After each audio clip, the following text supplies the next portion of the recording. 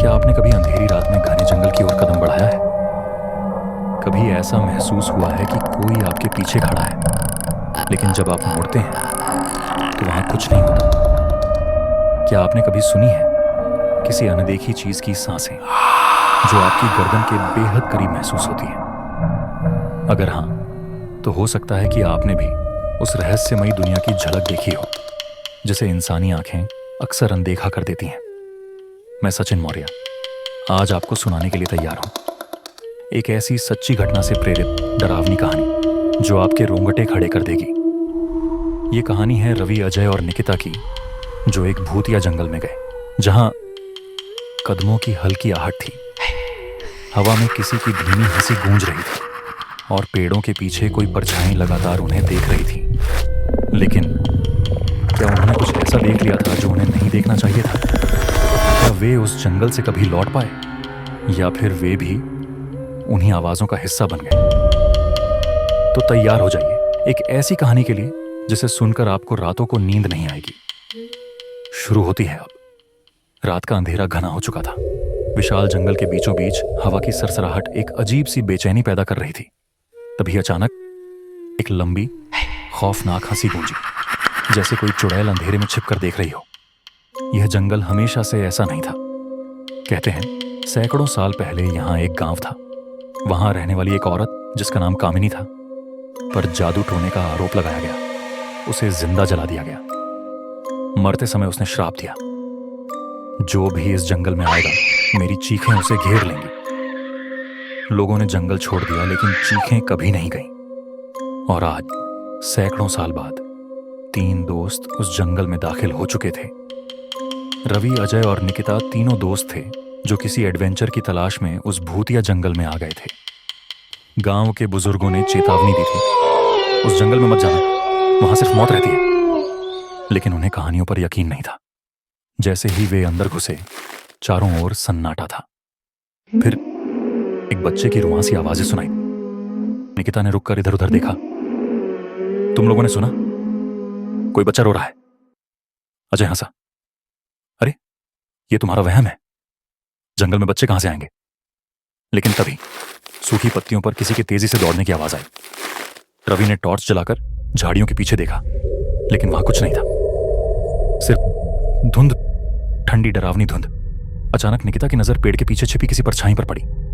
लंबे बाल, उलझे हुए हाथ और जलती हुई लाल आंखें।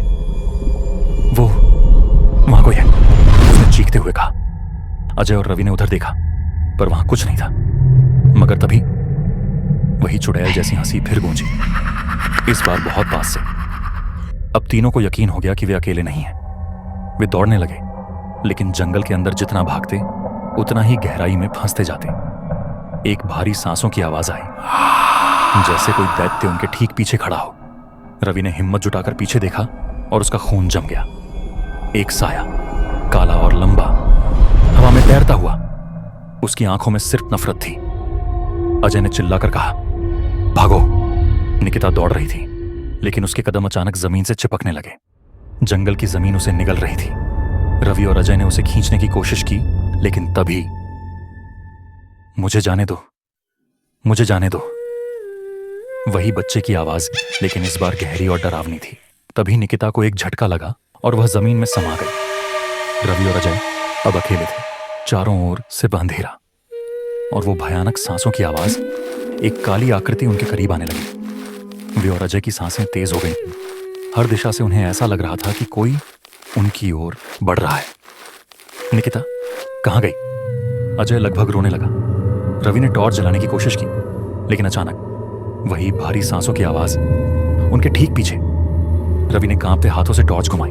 उसकी रोशनी में एक अधजला चेहरा दिखा, जिसकी आंखों में खून जैसी लाल रोशनी थी। उसके होंठ गुदगुदा रहे थे। तुम नहीं बच सकते। अजय चिल्लाया और भागने लगा, लेकिन अचानक कुछ अदृश्य चीज ने उसे जकड़ लिया।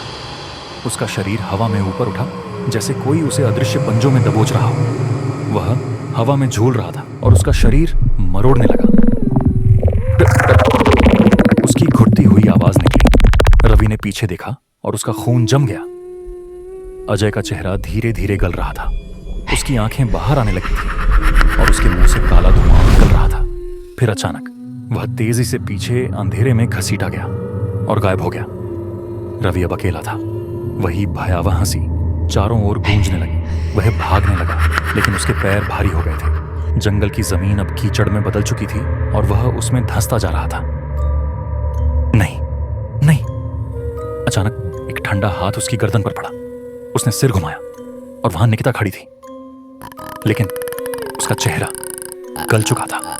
उसकी आंखों से खून टपक रहा था और उसकी मुस्कान वो इंसानों जैसी नहीं थी।